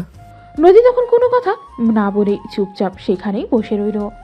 আর এদিকে সাগর রুমে এসে প্যান্টের পকেট থেকে মানিব্যাগটা বের করলো, আর সেখানে দেখতে পেল তার হাতে মাত্র 100 টাকা আছে। তখন সে 7 পাশ না ভেবে ওটা নিয়ে বাইরে চলে গেল, আর তারপর নিজের মতো কিছু খেয়ে তারপর আবার বাসায় চলে আসতো। আর এদিকে নদী তখন ব্যালকনি থেকে উঠে নিজের রুমে চলে আসতো, আর বিছানায় শুয়ে শুয়ে মোবাইল টিপতে লাগলো। তখনই সাগর বাসায় চলে আসতো। সাগর বাসায় এসে পড়ার টেবিলে বসে পড়তে লাগলো, আর এদিকে নদী বিছানায় শুয়ে ঘুমিয়ে পড়ল। রাত আনুমানিক 10টার মতো বাজে। সাগর তার পড়া শেষ করে নদীর রুমে আসতো, দেখতে পেল নদী ঘুমোচ্ছে। এটা দেখে নদীকে ঘুম থেকে ডেকে তুলল। কি হয়েছে তোমার সেটা তো তুমি আমাকে বলো। তুমি বিকেলে নাস্তা বানাওনি, এখন রাতেও রান্না করনি, তাহলে আমরা খাবো কি? আমি না হয় বিকেলবেলা রেস্টুরেন্ট থেকে কিছু খেয়ে এসেছি, কিন্তু তুমি তো তখনও কিছু খাওনি আর এখনও কিছু রান্না করনি, তাহলে রাতে কি কিছু খাবে না নাকি? তোমার যদি খাওয়ার ইচ্ছে থাকে তাহলে তুমি এখন আবারও রেস্টুরেন্ট থেকে খাবার খেয়ে আসো। আমি রান্না করতে পারবো না, তোমাকে বললাম তো। তাছাড়া আমি তোমার টাকায় কেনা চাকর নই যে তুমি যখন যা বলবে আমি তোমাকে তাই করতে হবে, কিন্তু তোমার দাসত্ব করতে হবে। আমি তো কখনো তোমাকে বলিনি তুমি আমার দাসত্ব করো। তুমি তো নিজে থেকেই আমার সমস্ত কাজ করে দিতে। তুমি আমায় ভালোবাসো। ভালোবাসার কথা শুনতে নদীর মেজাজ খুব বেশি গরম হয়ে গেল। তখন সে চিৎকার করে বলতে লাগলো, কে বলেছে আমি তোমায় ভালোবাসি? আমি তোমায় একটুও ভালোবাসি না, তোমায় ভালোবাসতে পারবো না। তোমাকে ভালোবাসতে চেয়েছিলাম, কিন্তু তুমি ভালোবাসার যোগ্য নও। তুমি আমার জীবন থেকে চলে যাও, অনেক দূরে চলে যাও। আমি তোমার চেহারাটাও আর আমার চোখের সামনে দেখতে চাই না। আমিও তোমার সঙ্গে থাকতে চাই না। আমি তোমার কাছ থেকে চলে যাচ্ছি। আমি একজনকে ভালোবাসি, তার নাম অদিতি। আমি তাকে বিয়ে করব এবং তার সঙ্গে সংসার করব। এক্স্যাক্টলি, আমি তোমাকে এতক্ষণ ধরে এটাই বলতে চাইছিলাম, কিন্তু তুমি কখন স্বীকার করবে সেটার অপেক্ষায় ছিলাম। তুমি তো তোমার গার্লফ্রেন্ড অদিতিকে ভালোবাসো, তুমি তো কখনোই আমাকে ভালোবাসতে পারবে না। তাহলে আমি কেন গাধার মতো তোমার পেছনে খেটে যাচ্ছি? তুমি যাও তোমার গার্লফ্রেন্ডকে বিয়ে করো, আর আমি আমার মতোই ভালো থাকতে পারবো। আমার জীবনে তোমার কোনো প্রয়োজন নেই। আমি আমার চাকরি নিয়ে ভালো থাকতে পারবো। আমার বাবার অফিসের দেখাশোনা আমি করছি, আর অফিসের কাজে সারাক্ষণই আমাকে ব্যস্ত থাকতে হয়। তাই তোমাকে আমার খুব একটা মনে পড়বে না। আর যদিও মনে পড়ে, তারপরও আমি তোমাকে ভুলে থাকার চেষ্টা করব। আমি কখনোই কোনোভাবে তোমাকে বিরক্ত করব না। হ্যাঁ, তুমি যদি আমাকে বিরক্ত না করো তাহলে আমি সবচেয়ে বেশি খুশি হব। আর কোনো চিন্তা নেই, আমি খুব তাড়াতাড়ি তোমাকে ডিভোর্স পাঠিয়ে দেব। কষ্ট করে সাইন করে দিও। সমস্যা নেই, আমি সাইন করে দিব, তোমাকে এই ব্যাপারে চিন্তা করতে হবে না। আর হ্যাঁ, আমি কিন্তু এই ব্যাপারে কোনো আইনি পদক্ষেপও নেব না, কারণ যেখানে ভালোবাসা নেই সেখানে কোনো সম্পর্ক টিকিয়ে রাখার কোনো মানেও নেই। তাই আমি খুব সহজেই তোমাকে মুক্তি দিয়ে দেব। এরপর নদীর সঙ্গে আরও বেশ কিছুক্ষণ কথা কাটাকাটি করে সাগর নিজের রুমে চলে আসে আর নিজের সমস্ত জিনিসপত্র খুঁজে নেয়। সবকিছু গুছিয়ে তখনই সে নদীর বাসা থেকে বের হয়ে নিজের বাড়িতে চলে আসে, মানে যে বাড়িতে তার বাবা মা থাকতো ওই বাড়িতেই একসঙ্গে সঙ্গে তার গার্লফ্রেন্ড অদিতিকে ফোন করে। দুবার রিং হওয়ার পরপরই তার গার্লফ্রেন্ড অদিতি ফোনটা রিসিভ করে, আর ফোনটা রিসিভ করেই বলে, কি হয়েছে? তুমি এই অসময়ে আমাকে ফোন দিয়েছো কেন? এত রাতের বেলায় কেউ কাউকে ফোন দেয়? অদিতি, তোমার জন্য একটা খুশির খবর আছে। আমি নদীর ওখান থেকে ওর সঙ্গে ঝগড়া করে আমার বাসায় চলে এসেছি এবং আমি বলেছি ওকে কিছুদিনের মধ্যেই ডিভোর্স দিয়ে দেব। ও আচ্ছা, ঠিক আছে, তাহলে তো এটা খুবই খুশির খবর। ঠিক আছে, কোনো সমস্যা নেই, আমি তোমাকে বিয়ে করতে রাজি আছি। এরপর প্রায় রাত 2টা পর্যন্ত তাদের প্রেমময় আলাপ আলোচনা চলতে থাকলো। আর তারপর কথা বলা শেষ হলেই দুজনে ফোন রেখে ঘুমিয়ে পড়ে। এরপর চলে গেল বেশ কিছুদিন। সেদিন হঠাৎ করেই সাগর কোনো একটা কাজে একটা রেস্টুরেন্টে গিয়েছিল। তার বন্ধুদেরকে নিয়েছে সেদিন অতিথি ভার্সিটিতে আসেনি। অতিথি বলেছিল তাদের বাড়িতে নাকি মেহমান এসেছে, তাই সে ভার্সিটিতে যেতে পারবে না। আর সাগর সেটাই বিশ্বাস করে নিয়েছিল।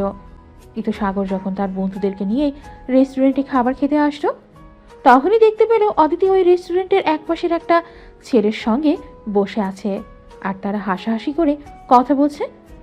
কথা বলা চলে একে অপরের গায়ে হাত দিচ্ছে, এমনকি ছেলেটা মাঝে মধ্যে অদিতির প্রাইভেট পার্টেও হাত দিচ্ছে। এগুলো দেখে সাগর আর নিজেকে কোনোভাবেই কন্ট্রোল করতে পারল না। রাগে গজগজ করতে করতে অদিতির সামনে চলে গেল আর অদিতিকে বলতে লাগলো, এই ছিল তোমার মনে? তুমি আমার সঙ্গে এত বড় একটা প্রতারণা করতে পারলে? তুমি এরকমটা করবে আমি কোনোদিন ভাবতেও পারিনি। ছি ছি, তোমরা মেয়ে মানুষ এতটা নিচে নামতে পারো? হ্যাঁ, আমরা মেয়ে মানুষ এতটাই খারাপ। তুমি যদি আমার জন্য বিয়ে করা বউ ছেড়ে আসতে পারো, তাহলে আমি কেন তোমার মতো একটা বয়ফ্রেন্ড ছেড়ে আসতে পারবো না?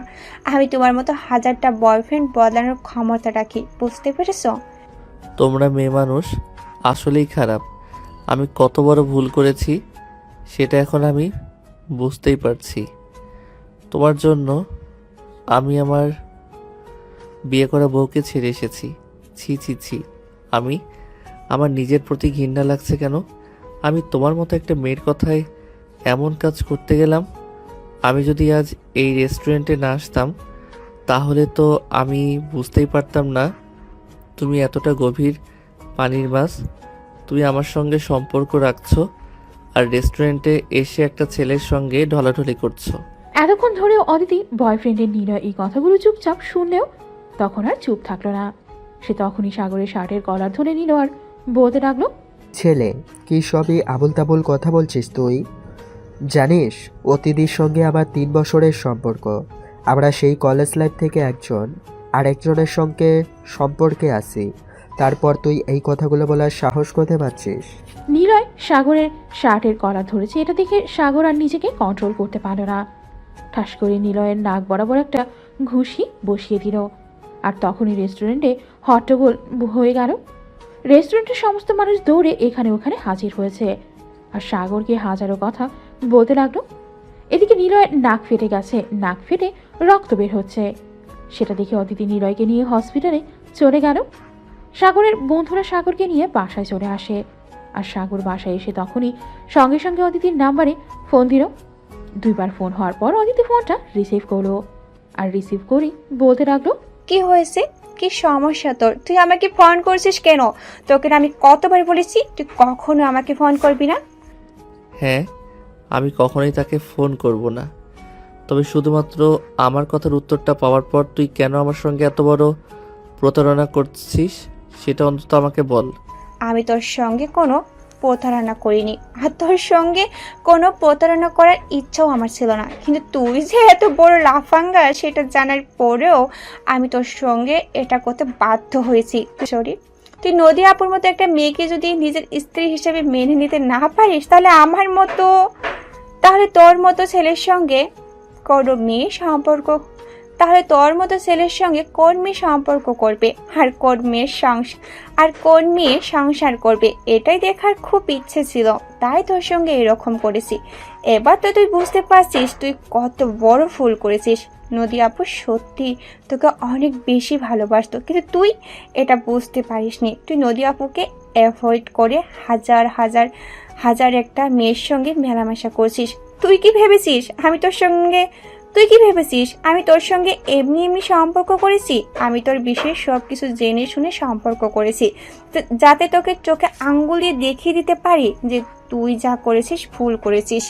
নদী আপু সত্যি একজন ভালো মনের মানুষ, তা না হলে কবে যে তোর কপালে উষ্টা মেরে তোকে ফেলে রেখে চলে যেত সেটাই জানা নেই। এই বলে অদিতি সঙ্গে সঙ্গে ফোনটা কেটে দিল। আর এদিকে সাগর ততক্ষণে সবটা বুঝতে পারলো, নিজের কপালে হাত রেখে কপালে চাপাচ্ছে আর কান্না করছে।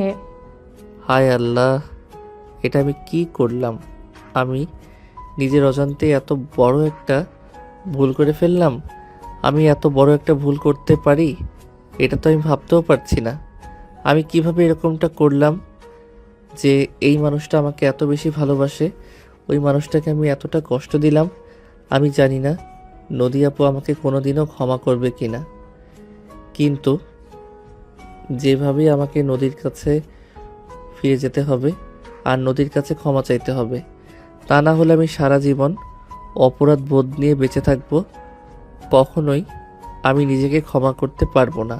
এগুলো চিন্তা করতে করতে কখন যে বিছানায় শুয়ে সাগর ঘুমিয়ে পড়ল সেটা তার নিজেরই খেয়াল নেই। পরের দিন সকালবেলা ঘুম থেকে উঠে এসে নিজের প্রয়োজনীয় সবকিছু জিনিসপত্র গুছিয়ে নিল, আর তারপরে সেখান থেকে সোজা নদীর বাসার উদ্দেশ্যে রওনা দিল। সে যখন নদীর বাসায় পৌঁছালো তখন সকাল আনুমানিক 7:30। নদী তখন ঘুম থেকে উঠে ফ্রেশ হয়ে তৈরি হচ্ছিল অফিসে যাওয়ার জন্য, আর তখনই সে কলিং বেলের আওয়াজ শুনতে পায়। যদি মনে মনে ভেবেছিল এই অসময়ে ফিরে এসেছে, এই চিন্তা করতে করতে এসে দরজা খুলে দিল, আর দরজা খুলেই দেখতে পেল সাগর তার সামনেই দাঁড়িয়ে আছে।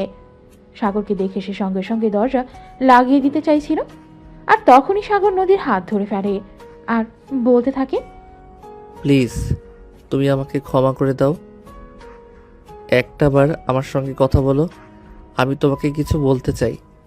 তুমি আমার হাতটা ছেড়ে দাও, আমি তোমার সঙ্গে কোনো কথা বলতে চাই না, তোমার সঙ্গে কোনো কথা বলার ইচ্ছা আমার নেই।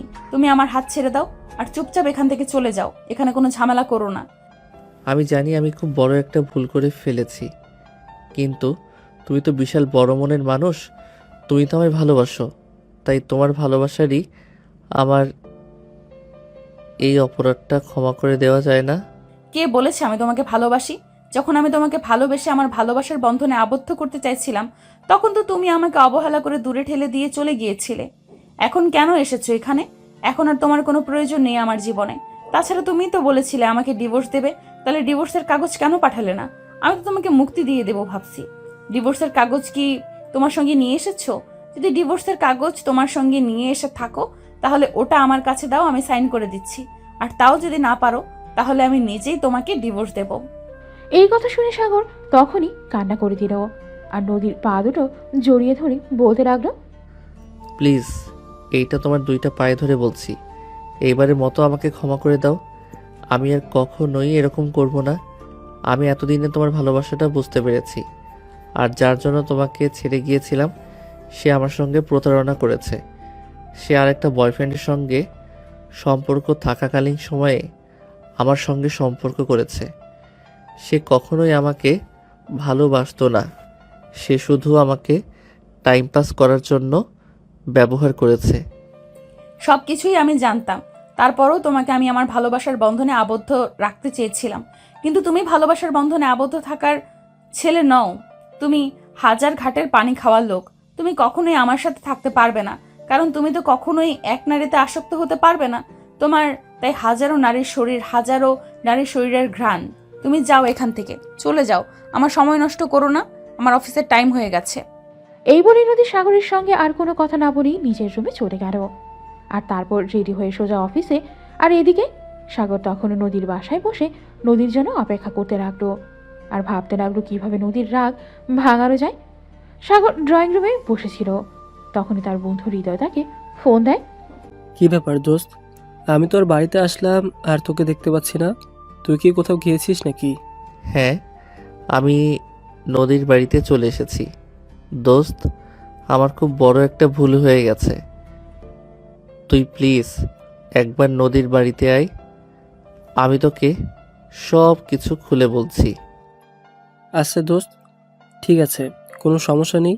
তুই একটু অপেক্ষা কর, আমি একটা কাজ করছিলাম, ওই কাজটা শেষ করে এক্ষুনি আসছি। এই বলে তখনই হৃদয় ফোনটা কেটে দিল। আর এদিকে ফোন কেটে দিয়ে হৃদয়ের বাসা থেকে বের হয়ে সোজা নদীর বাসার উদ্দেশ্যে রওনা দিল। আর কিছুক্ষণের মধ্যেই সেখানে এসে পৌঁছে গেল।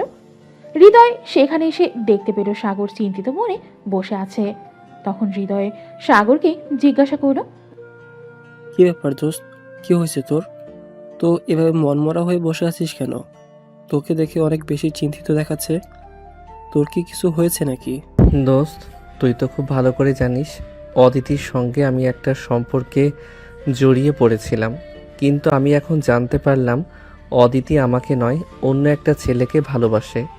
তাই অদিতির সঙ্গে ব্রেকআপ করে চলে এসেছে। কিন্তু নদী তো আমাকে কোনোভাবেই মেনে নিচ্ছে না। সে তো আমাকে পরিষ্কার জানিয়ে দিয়েছে আমি যদি তাকে ডিভোর্স না দেই তাহলে সে নিজের থেকে আমাকে ডিভোর্স দেবে এবং আমার সাথে সম্পর্ক শেষ করে দেবে। তাহলে তুই এই কথাগুলো আমাকে কেন বলছিস? তুই যখন নদী আপুকে রেখে অদিতির সঙ্গে সম্পর্ক করতে গিয়েছিলি, তখনই তো আমি তোকে বলেছিলাম তুই যা করছিস এগুলো একদম ঠিক হচ্ছে না। কারণ নদী আপু তোকে ভালোবাসে, তার ভালোবাসা অবহেলা করে অন্য কারোর সঙ্গে প্রেমের সম্পর্ক করাটা তোর একদম ঠিক হয়নি। হ্যাঁ, সেটা তো এখন আমি খুব ভালোভাবেই বুঝতে পারছি, কিন্তু এখন তুই আমাকে এসব কথা না বলে তুই আমাকে এইটা বল যে আমি কি করলে এই সমস্যা থেকে মুক্তি পেতে পারবো, কি করলে নদী আমাকে আর ছেড়ে যাবে না, সারা জীবন আমার সঙ্গে থেকে যাবে। প্লিজ তুই কিছু একটা কর। আমি বুঝতে পারছি না কি করা উচিত, কি করলে নদী আপুর অভিমান ভেঙে যাবে।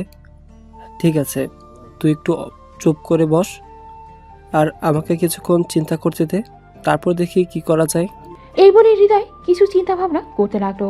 আর কিছুক্ষণ পরে সেই সাগরকে বলল, দোস্ত, একটা কাজ কর, আমার মনে হয় এভাবে নদী আপুর অভিমান ভাঙবে না। নদী আপুর অভিমান ভাঙাতে হলে তোকে একটা অন্যরকমভাবে সারপ্রাইজ দিতে হবে। তুই একটা কাজ কর, আমার সঙ্গে চল, নদী আপুর জন্য একটা লাল বেনারসি কিনে আন, আর তারপর এই রুমটা ফুল দিয়ে সুন্দর করে সাজিয়ে দে। তারপর নদী আপু যখন বাসায় আসবে আর রুমটা সাজানো দেখবে, এটা থেকে সে অনেক অবাক হবে। আর তখনই তুই তাকে একটা ফুল দিয়ে প্রপোজ করবি আর তাকে বলবি এই শাড়িটা পরতে। দেখবে তার মন অনেকটা নরম হয়ে গেছে। আর তারপর তুই এখন তাকে মন থেকে স্ত্রীর অধিকার দিবি, তাহলে দেখবি সমস্ত ঝামেলা চুকে গেছে। হ্যাঁ, এটা তো তুই একদম ঠিক কথাই বলেছিস। আমি তো এটা ভেবে দেখিনি। আমি যদি এটা ভেবে দেখতাম তাহলে তো আমার ঝামেলাটা কতক্ষণ আগেই মিটে যেত। ঠিক আছে, কোনো সমস্যা নেই, তুই আমার সঙ্গে শপিং মলে চল। আসলে আমি তো কখনোই মেয়েদের জিনিসপত্র কিনি না, ইনফ্যাক্ট কখনো কেনার প্রয়োজনই পড়ে না। আমার প্রয়োজনীয় সমস্ত জিনিসপত্র নদী আমাকে এনে দিত, তাই কখনো আমাকে এই বাড়তি আসার পর থেকে নিজের জিনিসও কিনতে হয়নি। আচ্ছা দোস্ত, ঠিক আছে, তুই চল আমার সঙ্গে। তোর ভালোবাসাকে ফিরে পেতে আমি তোকে সম্পূর্ণরূপে সাহায্য করব। ভালোবাসা তো দেখতেও ভালো লাগে, তাই না? এই বলে সাগর আর হৃদয় দুজনেই বাসা থেকে বেরিয়ে পড়ল। আর কিছুক্ষণের মধ্যেই তারা শপিং মলে এসে তাদের প্রয়োজনীয় সব জিনিসপত্র কিনে নেয়। তারপর সেগুলো নিয়ে সোজা নদীর বাসায় চলে আসলো। আর তারপর সাগরের কথা মতোই রুমটা সুন্দর করে সাজিয়ে নিল, আর সেই সঙ্গে বাড়িটাকেও পরিপাটি করে সাজিয়ে নিল। নদী সাগরকে পাঞ্জাবি পরা দেখলেও খুব পছন্দ করত, তাই সাগর নদীর পছন্দ মতো একটা পাঞ্জাবি পরে নিল। আর তারপর অপেক্ষা করতে লাগলো কখন নদী আসবে। আর এদিকে হৃদয় সাগরের কাছ থেকে বিদায় নিয়ে নিজের বাসায় চলে গেছে। সাগর একা একাই নিজের বাড়িতে রয়েছে। নদী সন্ধ্যার দিকেই অফিস শেষ করে বাসায় ফিরে আসতো। সে ভাবলো সাগর হয়তো এতক্ষণ এখান থেকে চলে গেছে, তাই সে মনটা খারাপ করেই রুমের ভেতর ঢুকছিল। যে না রুমের দরজা খুলতে যাবে, তখনই সাগর তার সামনে হাঁটু করে বসে একটা গোলাপ নিয়ে তাকে প্রপোজ করলো। জানি প্রিয়তমা, আমি তোমার সঙ্গে অনেক অন্যায় করে ফেলেছি, কিন্তু তুমি তো এই মানুষটাকে ভালোবাসো। ভালোবাসার মানুষের সঙ্গে অভিমান পুষে রাখতে নেই। প্লিজ তুমি তোমার ভালোবাসার মানুষটাকে ক্ষমা করে দাও, আর এই শেষবারের মতো কাছে টেনে নাও। ভালোবাসার মানুষটা তোমার ভালোবাসা বুঝতে পেরেছে, তাই এবার আর তুমি তাকে ফিরিয়ে দিও না নদী। I love you. নদী থ হয়ে দাঁড়িয়ে আছে, কোনো কথাই বলছেন। এটা দেখে সাগর বলতে লাগলো, কি হলো নদী, তুমি আমার কথার কোনো উত্তর দিচ্ছ না কেন? আমি তো তোমায় ভালোবাসি, আর আমি তোমার জীবনে ফিরে এসেছি। প্লিজ তুমি আমাকে এবার আর ফিরিয়ে দিও না। তুমি আমার ভালোবাসা গ্রহণ করো, আর সেই সঙ্গে আমাকেও। তোমার ভালোবাসা ফিরিয়ে দেওয়ার দুঃসাহস আমার নেই। তুমি নিজের থেকে আমার জীবন থেকে হারিয়ে গিয়েছো, তাহলে এখন আবার ফিরে এসেছো কেন? কারণ অদিতি আমাকে ভালোবাসে না, অন্য একজনকে ভালোবাসে। যেখানে আমার ভালোবাসা নেই সেখানে আমি কেন থাকবো? আমি ভুল করেছি, বিশাল বড় অন্যায় করে ফেলেছি। তুমি এই শেষবারের মতো আমাকে ক্ষমা করে দাও, আর কখনোই আমি তোমার ভালোবাসা উপেক্ষা করব না। এবার হয়তো আমার চাইতে ভালো কাউকে পেলে আবারও আমাকে ছেড়ে চলে যাবে, আবারও আমাকে কষ্ট দেবে, কিন্তু আমি আর কষ্ট পেতে চাই না। তাই তোমাকে আমার আর প্রয়োজন নেই, তুমি চলে যাও এখান থেকে। কিন্তু সাগর সবকিছু বুঝতে পেরেছে, যদি অনেকটা অভিমান করে ফেলেছে। তাই সাগর নদীর হাত দুটো ধরেই বলতে লাগলো, প্লিজ এই শেষবারের মতো আমাকে ক্ষমা করে দাও। এই যে কান ধরে কথা দিচ্ছি, আর কখনো তোমাকে ছেড়ে যাব না, আর তোমাকে ছেড়ে যাওয়ার দুঃসাহসও দেখাবো না। কারণ আমি বুঝতে পেরেছি তুমি আমায় কতটা ভালোবাসতে। আমি বারবার তোমার ভালোবাসার অবহেলা করেছি, তার জন্য আমি দুঃখিত। প্লিজ আমাকে ক্ষমা করে দাও। তুমি কেন ক্ষমা চাইছো? ভুল তো আমার ছিল। আমি তোমাকে ভালোবাসার মাঝে খালি বেঁধে রাখতে চেয়েছিলাম, কিন্তু তুমি মায়ার জালে বেঁধে থাকার মতো ছেলে নয়। এই বলে নদী সাগরকে পাশ কাটিয়ে ভেতরে চলে যেতে চাইছিল। আর তখনই সাগর নদীকে নিজের বুকের সঙ্গে মিশিয়ে নেয় আর বলতে থাকে, দেখো আমার এই মনে তোমার জন্য কতটা হাহাকার হচ্ছে। তুমি কান পেতে শোনো এই বুকে। নদী আর অপেক্ষা করতে পারল না, সেও সাগরকে জড়িয়ে ধরে কান্না করে দিল আর বলতে লাগলো, আমিও যে তোমাকে অনেকটা ভালোবাসতাম, কেন তুমি আমাকে এতটা কষ্ট দিলে? তুমি জানো না আমি কষ্ট সহ্য করতে পারি না, তারপরও তুমি আমাকে কষ্ট দিয়েছো।